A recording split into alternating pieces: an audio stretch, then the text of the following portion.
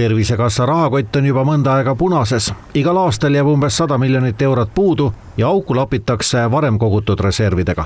Aga nagu alati, säästude najal elamisega on, lõputult see kesta ei saa.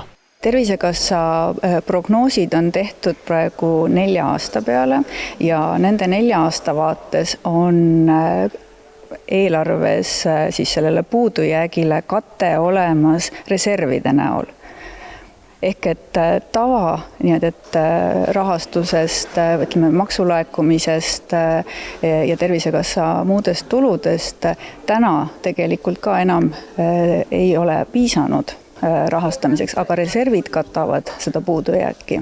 Kuigi tulevik on muret tekitav, ei plaani sotsiaalminister praegu Tervisekassale riigieelarvest rohkem raha juurde küsida. Tema hinnangul pole mõtet loopida raha juurde süsteemi, mis on ebaefektiivne, kus töötajaid napib, digilahendusi ei kasutata piisavalt ja patsiendid peavad vahest ühest kabinetist teis rändama nagu orienteerumismängul. Kuna ma olen ikkagi ekspert tervishoius ise, ma olen aastakümneid töötanud ja ma tean, millised on tervishoiu sisulised probleemid, siis ma eelistan lahendada neid probleeme, millel on hästi pikaajaline mõju. Et kui me näiteks praegu paneksime lihtsalt Tervisekassasse raha juurde, siis see ei lahenda ei personalipuudust, ei lahenda ebaefektiivset töökorraldust või patsiendi liikumist tervishoiusüsteemis, kus patsientid tihtipeale ikkagi praegu päris palju jooksutatakse. Joller tahab paremat Tervisekassa juhtimist, perearstisüsteemi ja teiste meditsiiniasutuste rahastamist tulemuspõhiselt, erinevaid digilahendusi. Eesti 200 usub samuti, et sellest aitab. Seda on öelnud tegelikult ka eksperdid ise, et Eesti tervishoius on tõhustamise kohti. Tänapäeval tehisaru kasutamisega ja tehnoloogia kasutamisega on neid veel enam rohkem juurde tulnud. Et ma täitsa usun seda, et tõhusamaks on võimalik seda tervishoiu korraldust viia küll. Opositsioon aga valitsuse optimismi ei jaga. Keskerakonna saadik Andrei Korobeinik süüdistab Reformierakonda teadlikus viivitamises ja reservide tühjendamises. See ongi praeguse valitsuse lähenemine, et mingit reforme nad teha ei kavatse, nad lihtsalt söövad seda, mis nagu veel alles on ja nagu Karmen Joller ütles, järgmine valitsus otsustab. Ja järgmine valitsus tõepoolest otsustab, aga selleks me peame lihtsalt valimist ära ootama ja me peame tegema neid kompleksseid reforme, astmeline tulumaks,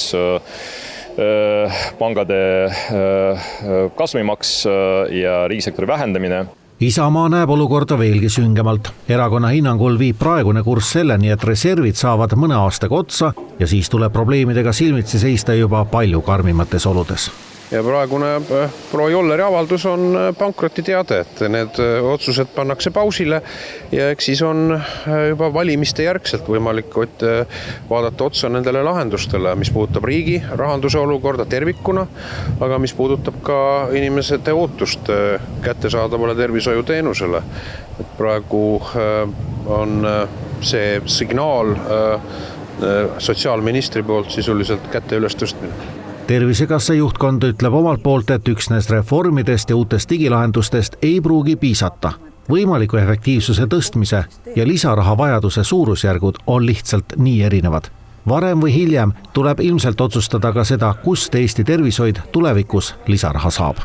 Ma arvan, et süsteemi on vaja muuta ja leida ka täiendavad rahastusallikad ja võib-olla on ka see, et muuta üldse, kuidas me tervishoidu rahastame.